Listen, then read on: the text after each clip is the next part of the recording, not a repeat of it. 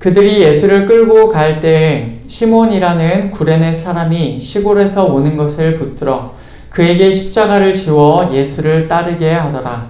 또 백성과 및 그를 위하여 가슴을 치며 슬피 우는 여자의 큰 무리가 따라오는지라. 예수께서 돌이켜 그들을 향하여 이르시되 예루살렘의 딸들아 나를 위하여 울지 말고 너희와 너희 자녀를 위하여 울라. 보라 날이 이르면 사람이 말하기를 잉태하지 못하는 이와 해산하지 못한 배와 먹이지 못한 젖이 복이 있다 하리라. 그때에 사람이 산들을 대하여 우리 위에 무너지라 하며 작은 산들을 대하여 우리를 덮으라 하리라. 푸른 나무에도 이같이 하거든 마른 나무에는 어떻게 되리요 하시니라. 또 다른 두 행악자도 사형을 받게 되어 예수와 함께 끌려가니라. 해골이라 하는 곳에 이르러 거기서 예수를 십자가에 못 박고 두 행악자도 그렇게 하니 하나는 우편에 하나는 좌편에 있더라. 이에 예수께서 이르시되 아버지 저들을 사하여 주옵소서 자기들이 하는 것을 알지 못함이니이다 하시더라. 그들이 그의 옷을 나누어 제비 뽑을세. 백성은 서서 구경하는데 관리들은 비웃어 이르되 저가 남을 구원하였으니 만일 하나님이 택하신 자 그리스도이면 자신도 구원할지어다 하고 군인들도 희롱하면서 나와 신 포도주를 주며 이르되 내가 만일 유대인의 왕이면 내가 너를 구원하라 하더라. 그의 위에 이는 유대인의 왕이라 쓴 패가 있더라.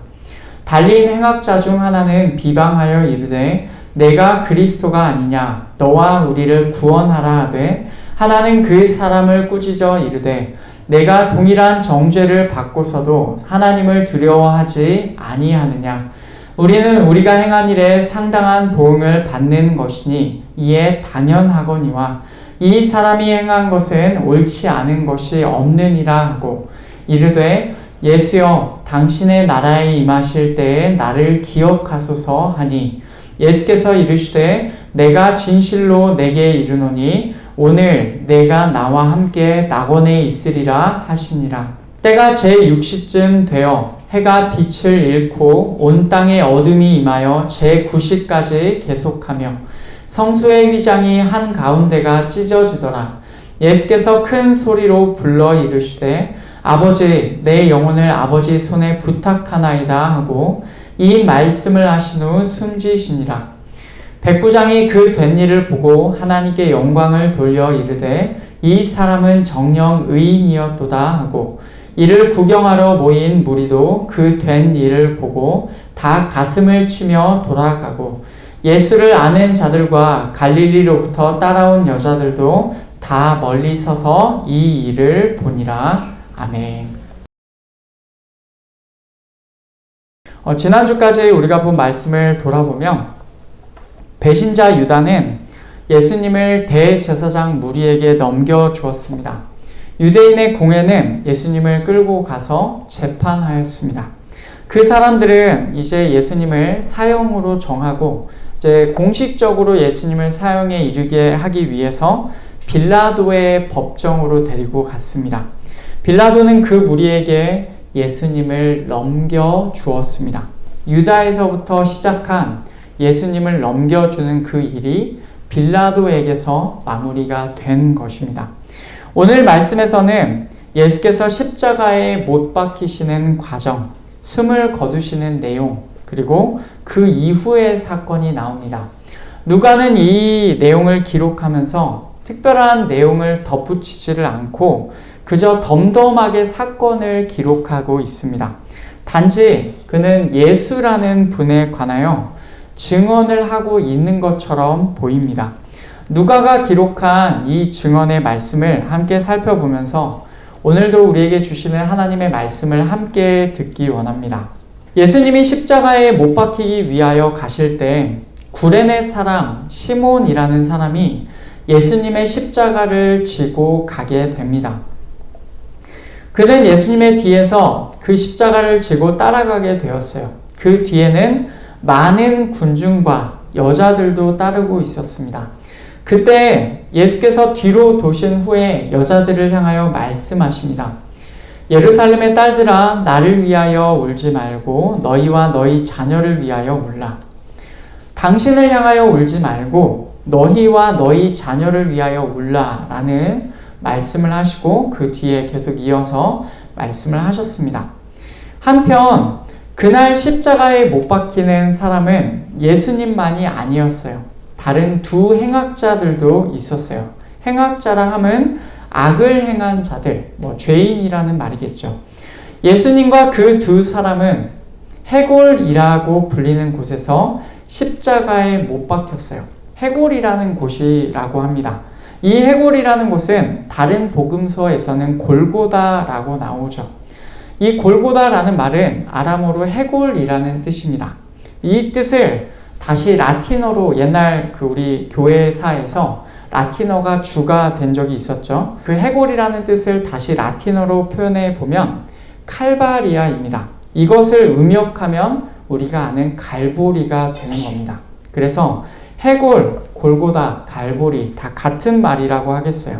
분명한 것은 그곳의 이름은 해골이라는 것이고 죽음을 상징하는 곳이다 라는 사실입니다.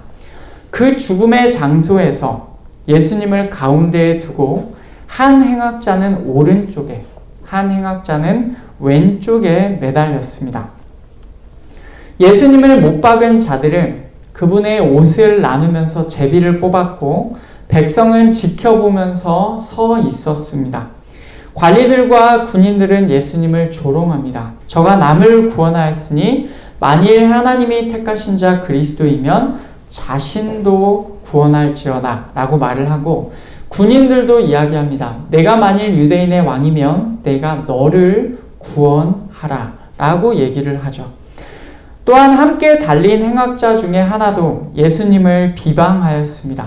내가 그리스도가 아니냐, 너와 우리를 구원하라 라고 얘기를 합니다. 여기서 나오는 비방하였다는 표현은 전에 나왔던 것처럼 신성모독하였다라는 그런 뜻입니다. 결국 예수님을 조롱하는 자들은 다 같은 말을 하였어요. 구원하라는 겁니다.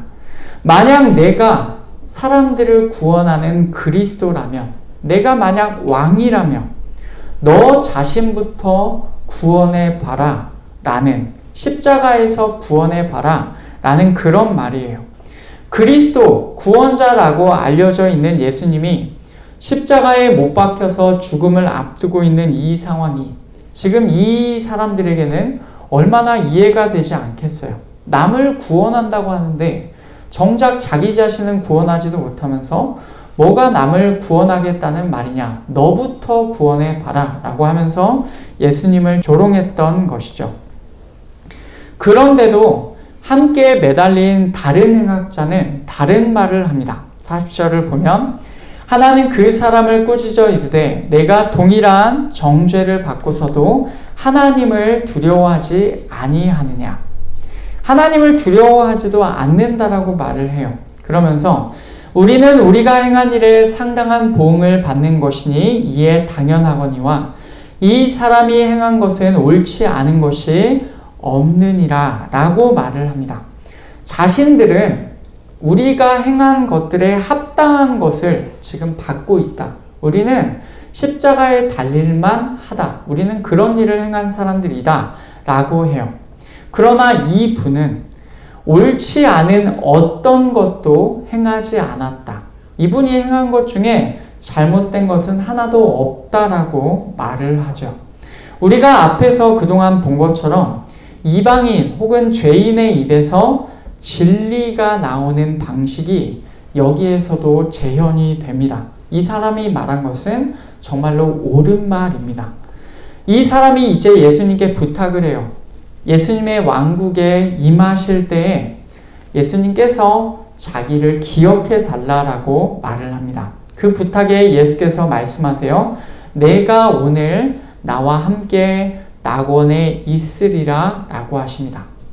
이제 누가는 시간적인 배경을 말하면서 예수님께서 돌아가시는 상황을 묘사합니다. 44절을 보면 때가 제6시쯤 되어 해가 빛을 잃고 온 땅에 어둠이 임하여 제9시까지 계속하며 아멘. 때가 제6시쯤 되었다라고 합니다. 6시라고 하면 언제냐? 거기에다 6을 더하시면 돼요. 요즘 시각으로는 낮 12시를 의미합니다. 그때로부터 해가 빛을 잃고 온 땅의 어두움이 제9시까지 임하였습니다. 제9시는 오후 3시를 말합니다.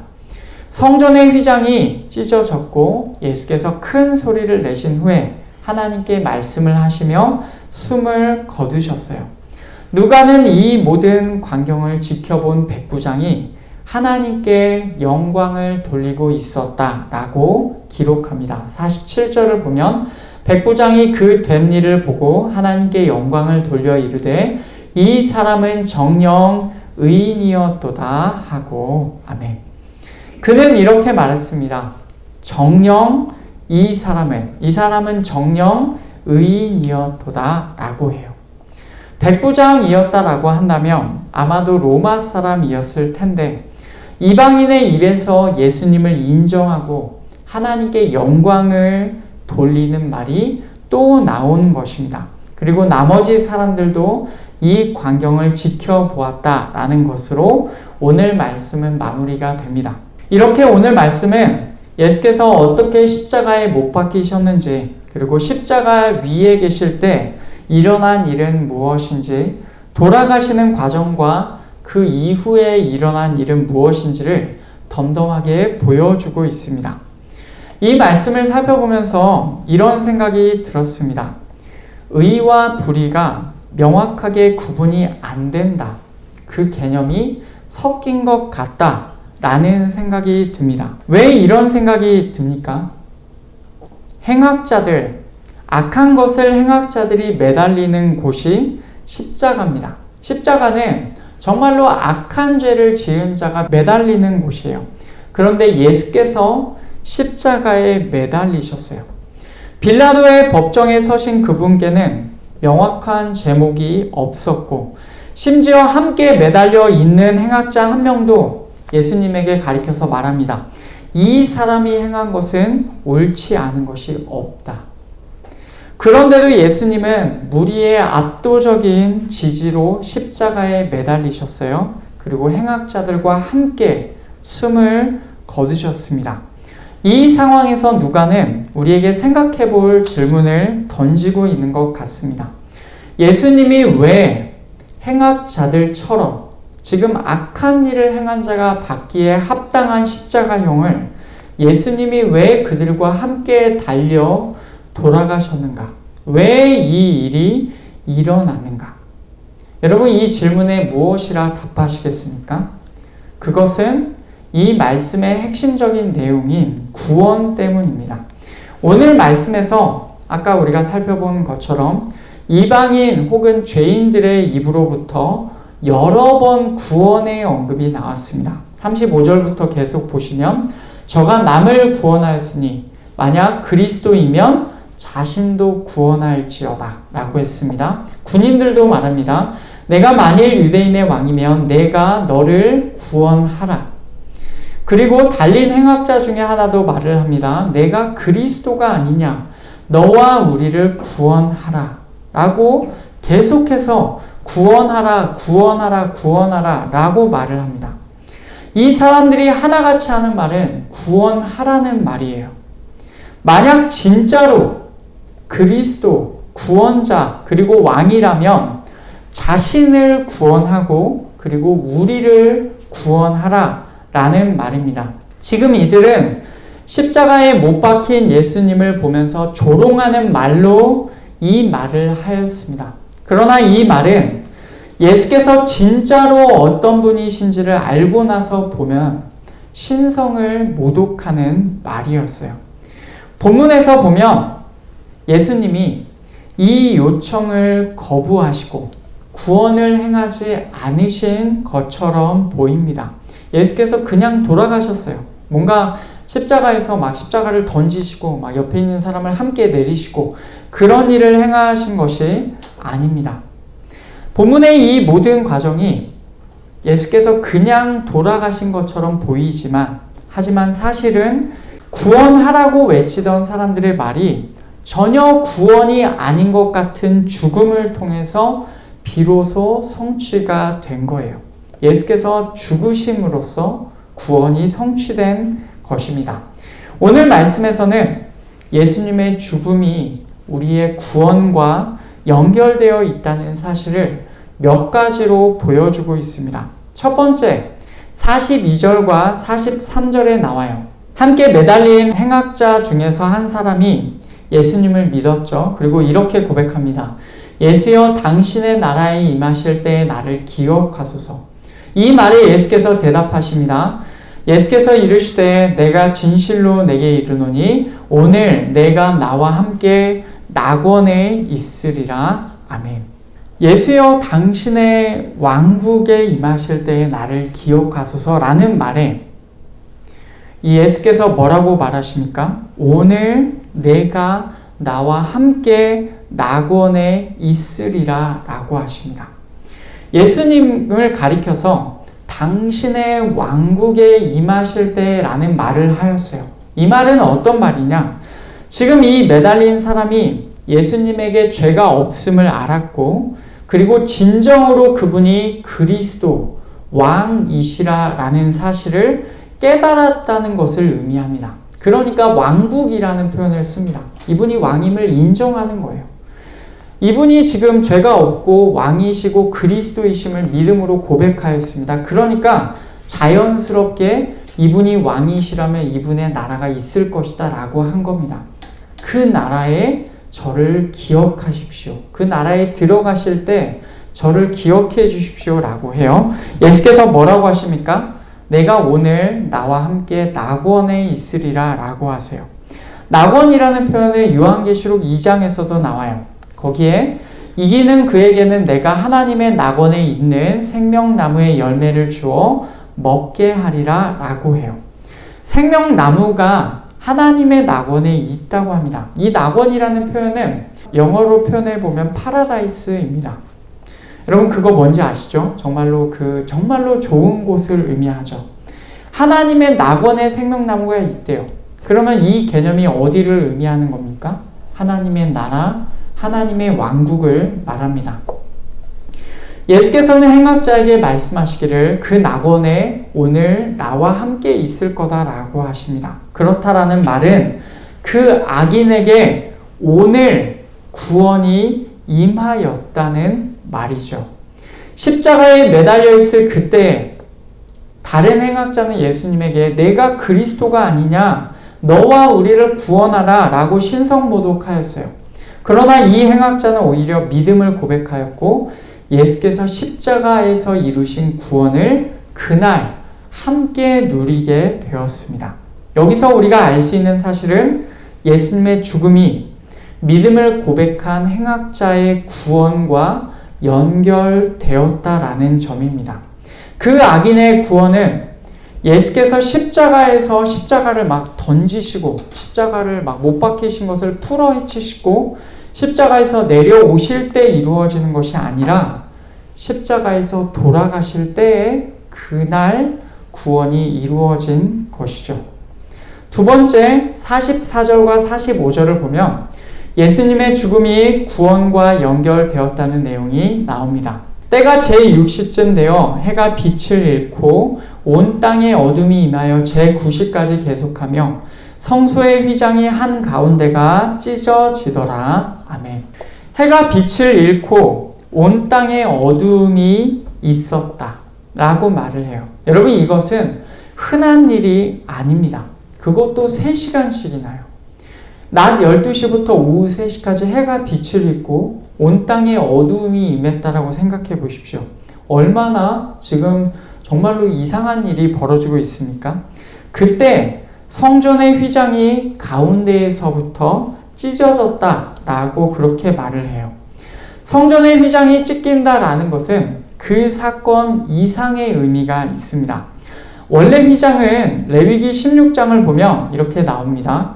내 형 아론에게 이르라 성소의 휘장 안 법궤 위 속죄소 앞에 아무 때나 들어오지 말라 그리하여 죽지 않도록 하라 이는 내가 구름 가운데에서 속죄소 위에 나타남이니라. 아멘. 레위기 16장을 보면 이 휘장은 성전이 있기 전에 성막에서부터 성소와 지성소를 나누고 있었어요. 이 휘장이 의미하는 바가 무엇입니까?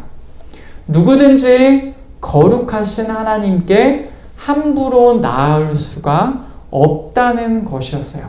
심지어 제사를 집도하는 대제사장이라고 할지라도 만약 그가 하나님께 자의적으로 그 휘장을 넘어서서 나아간다면 그는 반드시 죽게 되어 있다는 것입니다.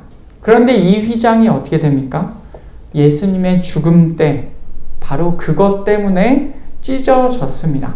구석에 조금 찢어진 것이 아니라 한 가운데가 완전히 찢어졌어요. 그 가운데로 통로가 열릴 정도로 찢어졌습니다. 이것을 히브리서에서는 이렇게 설명합니다. 히브리서 10장 19절 20절 그러므로 형제들아 우리가 예수의 피를 힘입어 성소에 들어갈 담력을 얻었나니 이 길은 우리를 위하여 휘장 가운데로 열어놓으신 새로운 살 길이요 휘장은 곧 그의 육체니라. 아멘.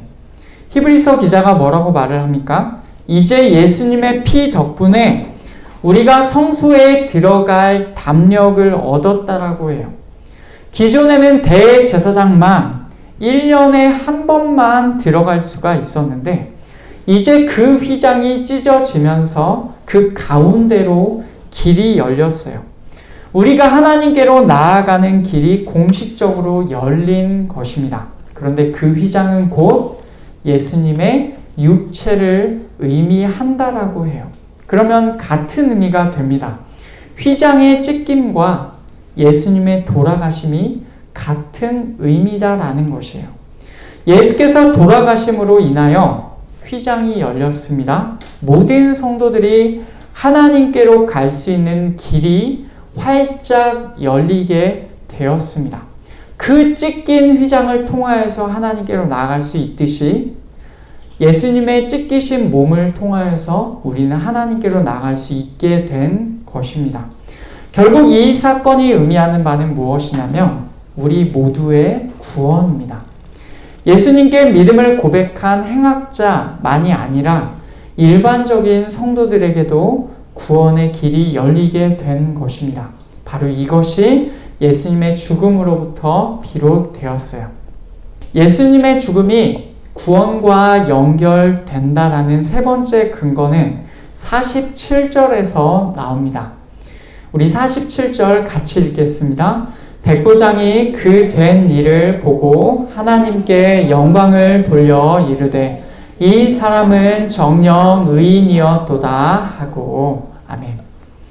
예수께서 돌아가실 때 일어난 일들을 본 백부장은 그제야 깨달았어요. 이 사람은 정녕 참으로 의인이었도다 라고 해요. 그리고는 하나님께 영광을 돌립니다. 다른 복음서를 보면 누가복음에서 기록한 것 외에도 이때 여러 가지 초자연적인 현상들이 있었어요. 막 무덤이 열리고 자던 성도들이 일어나기도 하고 그런 신비한 일들이 많이 일어났었습니다. 이 모든 것을 본 백부장이 이렇게 고백한 거예요. 이분이 참으로 의로웠다고 그렇게 고백합니다. 마태복음과 마가복음을 보면 더 나아가서 이 사람이 이렇게 고백했다라고 해요. 마태복음 27장과 마가복음 15장을 보면 이렇게 나옵니다. 이는 진실로 하나님의 아들이었도다. 그리고 이 사람은 진실로 하나님의 아들이었도다. 아멘. 이 사람이 진실로 하나님의 아들이었다라고 고백했다라는 것이죠. 이방인이었을 것으로 생각되는 백부장의 입에서 하나님의 아들이자 의인이라는 표현이 나왔습니다. 이 말을 통해서 분명해지는 것은 이것입니다. 예수님이 죄가 있어서 십자가에 못 박히신 것이 아니다라는 거예요. 그러면 죄가 없으신 하나님의 아들, 그리스도이시자 왕이신 의인이 왜 십자가에 못 박히셨습니까? 정답은 그래야 할 필요가 있었기 때문이에요. 좀 더 정확하게는 구약을 성취하기 위함입니다. 이사야 53장을 보면 거기에 이렇게 나옵니다. 그는 실로 우리의 질고를 지고 우리의 슬픔을 당하였거늘 우리는 생각하기를 그는 징벌을 받아 하나님께 맞으며 고난을 당한다 하였노라. 그가 찔림은 우리의 허물 때문이요 그가 상함은 우리의 죄악 때문이라. 그가 징계를 받음으로 우리는 평화를 누리고 그가 채찍에 맞음으로 우리는 나음을 받았도다.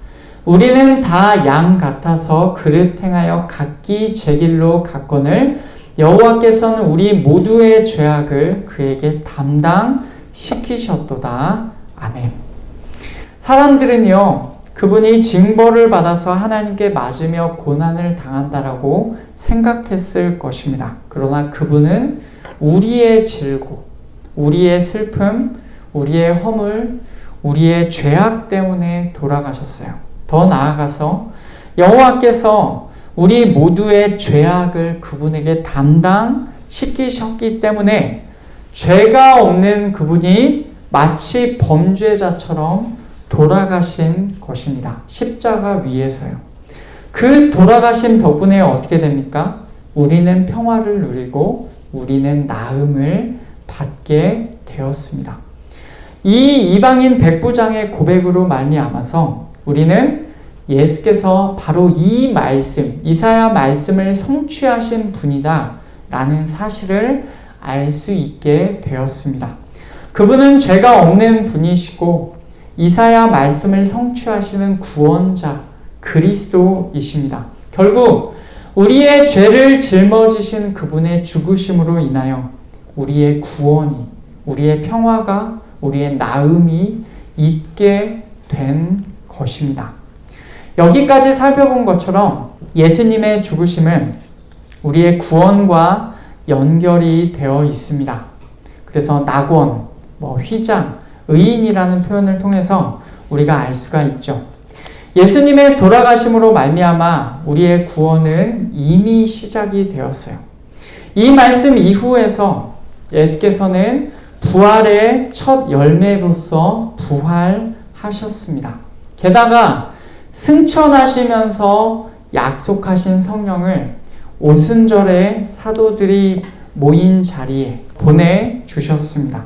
오늘은 그 성령께서 임하심을 기념하는 성령 강림주일이에요. 그 성령께서 어떻게 하십니까? 우리 마음에 역사하셔서 우리에게 믿음을 주시고 구원을 구체적으로 우리에게 적용하십니다. 이처럼 우리에게 구원을 주시는 모든 것들이 이미 다 성취가 되었어요. 이 상황에서 우리가 던져야 할 질문은 이것입니다. 우리는 예수께서 죽으심으로 이루신 구원, 이미 시작된 구원을 정말로 누리고 있는가? 여러분, 그것을 우리 스스로에게 물어보아야 합니다. 끊임없이 묻고 물어야 합니다. 우리가 정말로 이 구원 안에 거하고 있는가? 예수께서 십자가에 매달리기 위하여 가시는 길에서 울고 있는 여자들에게 이렇게 말씀하셨어요.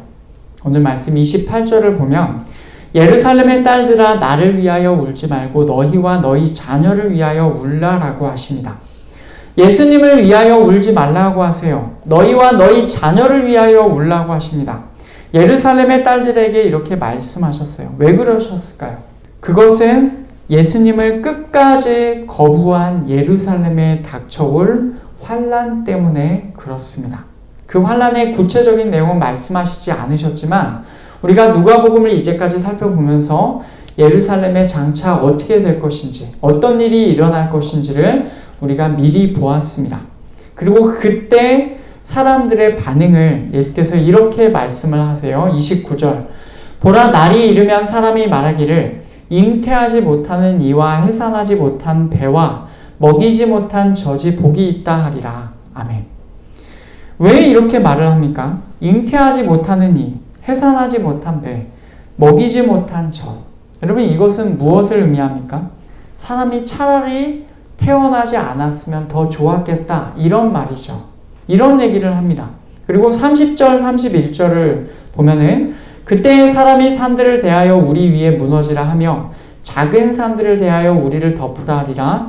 푸른 나무에도 이같이 하거든 마른 나무에는 어떻게 되리요? 하시니라. 아멘. 산들에 대하여 우리 위에 무너지라.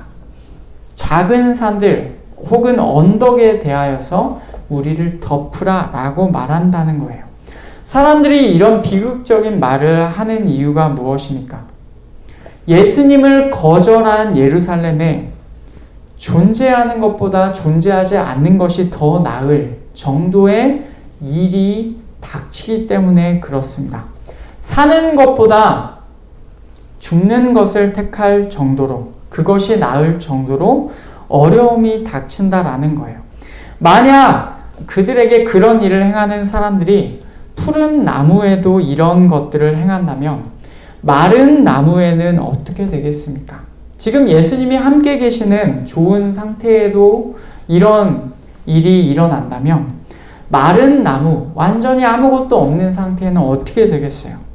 죄가 없으신 예수께서 십자가형을 겪으신다면 실제 죄인들에게는 얼마나 큰 환난이 닥칠 것입니까? 라는 그런 말입니다. 여러분, 이것이 예수님을 거부하는 자들에게 예수께서 말씀하시는 내용입니다. 여자들을 향한 예수님의 이 말씀은 아주 무서운 경고입니다. 그들을 향한 경고이자 나아가서는 우리를 향한 경고예요. 예수께서 당신의 목숨을 던져서 구원을 이루어 주셨습니다. 그런데 이렇게 시작된 구원을 만약 이 시대에 우리가 거절한다면 우리는 하나님의 진노를 피할 방법이 이제 남아있지가 않습니다. 예수님의 죽으심으로 이미 시작된 구원을 거부하지 말고 우리를 향한 구원의 뜻을 이제 받아들이시기를 바랍니다. 이 땅에 성령 하나님까지 보내어 주셨는데 우리가 그 성령 하나님까지 거부하고 끝까지 예수님을 모른 척하고 거부한다면 이제 우리에게 남아있는 길은 없습니다. 죽는 것이 사는 것보다 나을 것이다 라고 우리도 고백하게 될 것입니다.